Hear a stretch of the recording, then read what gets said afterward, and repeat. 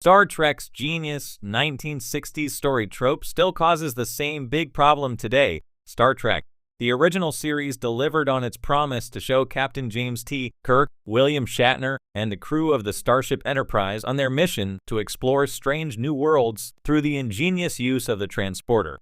Showing the USS Enterprise or a shuttlecraft touching down on every new planet would incur additional expenses. So Star Trek, the original series' writers invented the transporter to cheaply move landing parties from ship to planet and back. Since then, the transporter has been a staple of Star Trek storytelling in every Star Trek show. Star Trek's transporter works by converting matter to energy at a subatomic level. The energy stream is fed through the pattern buffer, then the emitter array, and transmitted through subspace to be rematerialized at the desired location. Beaming back from a location back to a transporter room requires the transporter operator to get a lock on the individual to be transported using a targeting scanner. Generally speaking, the transporter can't be used while a starship is at warp, cloaked, or has shields up, though there are some exceptions to this rule throughout the Star Trek timeline, especially as transporter technology evolves. Star Trek's transporter has been invaluable to the franchise's storytelling. Star Trek's transporter has been invaluable to the franchise's storytelling since moving personnel quickly means plots can move just as fast. Storytelling necessity breeds innovations to transporter technology that have helped Star Trek stories move even faster. Star Trek: The Next Generation's 24th century has site-to-site transport, which eliminates the need for a stopover in the transporter room, since personal signals and Starfleet officers' comm badges allow transporters to function more efficiently. In the 32nd century, Star Trek Discovery has personal transporters that double as holding space for items, making characters' inventory virtually limitless. Of course, advanced technology is also prone to malfunctions, and Star Trek's transporters are no exception. Transporter technology can backfire in countless ways, creating a whole new staple trope for Star Trek stories. Star Trek Enterprise showed early transporter tests were deadly, and Star Trek the Motion Picture featured a particularly gruesome transporter accident. More interesting cases include Star Trek Voyager's Tuvix, Tom Wright, and Ensign Brad Boimler, Jack Quaid, being half-beamed in Star Trek Lower Decks. With so many potential problems, it's no wonder that characters like Dr. Leonard McCoy, DeForest Kelley, and Lieutenant Reginald Barclay, Dwight Schultz, don't trust transporters. The transporter problem Star Trek has never fully managed to resolve. There's still one problem with the transporter from Star Trek, the original series, that the franchise has never managed to resolve. Because the transporter allows for such easy travel between locations, Star Trek has had to create reasons that transporter travel is impossible whenever the plot demands it. If transporter use would provide a simple solution to a necessary problem, the transporter operator can't get a lock. Blocks that prevent beaming endangered parties back to safety have come from naturally occurring phenomena like ambient radiation or ion storms, and from devices like planetary dampening fields or fluctuations in power. The problem of being in a place where Star Trek characters can't use the transporter does create an interesting balance. It's comparable to modern stories where having a working cell phone would solve the whole dilemma, but characters suddenly lose reception or discover their battery is dangerously low. Even skilled transporter operators like Scotty, James Doohan, and Chief Miles O'Brien, Cole Meany, have been thwarted by conveniently timed interference, whether that makes transport impossible or only delayed. By design, it's a problem that can't ever be solved, since the plot is stronger than the skill of Star Trek's greatest engineers. In 1966, Star Trek, the original series, boldly ventured into the final frontier, introducing audiences to futuristic technology, interstellar exploration, and thought-provoking moral dilemmas.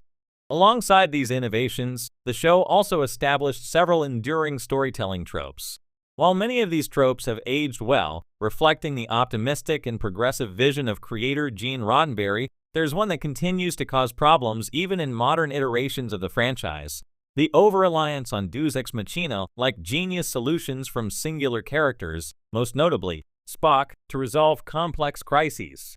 This storytelling shortcut, once emblematic of 1960s sci-fi, often undercuts the collective intelligence of a team-based narrative and limits the scope of character development. Despite Star Trek's evolution, this genius trope still surfaces today, revealing a persistent flaw in the show's narrative structure. The origin of the genius trope in the original Star Trek Spock, portrayed by Leonard Nimoy, became the archetypal genius. As the ship's science officer and half-human, half-Vulcan hybrid, Spock's cold, logical reasoning was often portrayed as the perfect foil to Captain Kirk's brash, emotional leadership style. Whether the crew faced a time warp, a rogue artificial intelligence, or some unknown alien anomaly, Spock frequently produced the solution whether through his immense knowledge, rapid calculations, or brilliant deductions. The trope of the singular genius providing the critical answer worked well in the context of the 1960s, a time when television often embraced exaggerated archetypes and quickly wrapped up episodes within tight time constraints. However, this trope often undercut the broader ensemble cast, making Spock seem like the indispensable brains of the operation while relegating other characters to lesser roles in moments of crisis. The crew of the USS Enterprise was designed to represent a diverse coalition of humans and aliens working together, and yet, when a problem arose, it often boiled down to Spock saving the day. Why it worked in the 1960s in the context of 1960s television, Star Trek's genius trope was not unique. Audiences of the era were accustomed to similar setups in other popular shows. Heroes or leading figures often embodied larger-than-life abilities, from Sherlock Holmes-style detectives in mystery series to genius scientists in science fiction.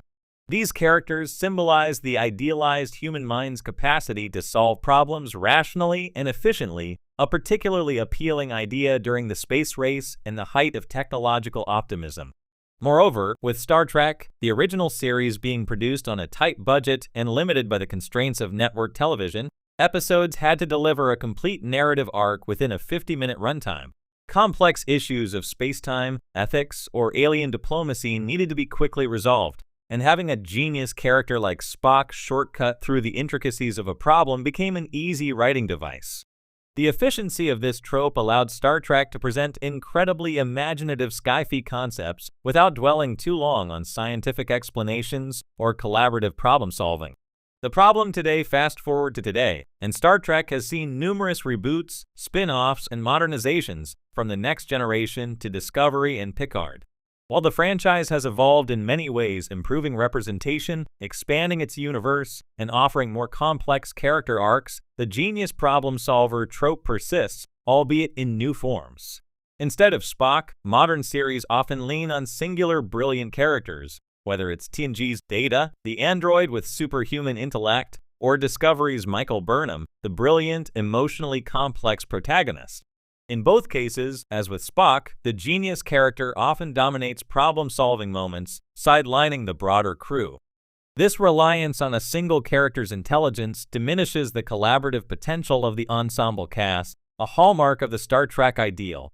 The franchise is built on the idea that a diverse team of individuals, each bringing their unique skills and perspectives, is the best way to solve problems. However, by continually defaulting to a singular genius figure, Star Trek inadvertently sends the opposite message, that brilliance, rather than teamwork, is the most critical asset.